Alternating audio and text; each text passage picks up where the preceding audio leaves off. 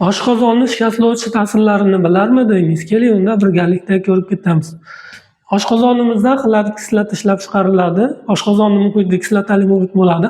Agar oshqozonda xillat kislota me'yoridan ko'payib ketadigan bo'lsa, bu shilliq qavatlarga toksik ta'sir ko'rsatadi. Ikkinchi omilimiz bu oshqozonda ishlab chiqariladigan pepsin bilan bog'liq. Pepsindan oshqozonni ishlab chiqarilishi ko'payib ketadigan bo'lsa, bu shilliq qavatlarga toksik shikastlovchi ta'sir ko'rsatadi.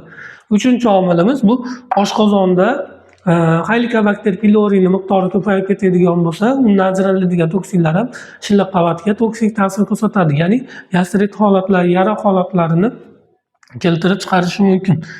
To'rtinchi omilimiz bu o't suyuqligi 12 barmoqlichaga qo'yilishi kerak. Normada pastga yo'nalish kerak. Shu o't suyuqligi oshqozonga tushadigan bo'lsa, gastroduodenal reflux bo'ladigan bo'lsa, bu ham shikastlovchi omil hisoblanadi.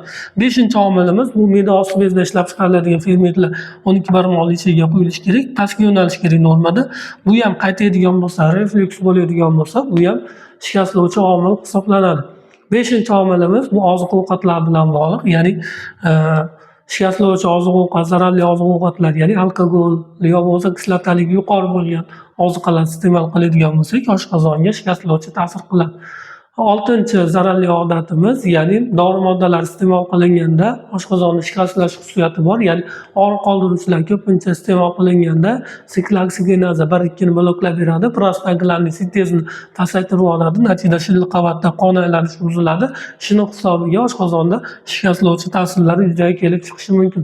Undan tashqari oshqozonimizda bir qancha omillar shikastlanishi mumkin. Asosiy shikastlovchi omillar shular hisoblanadi.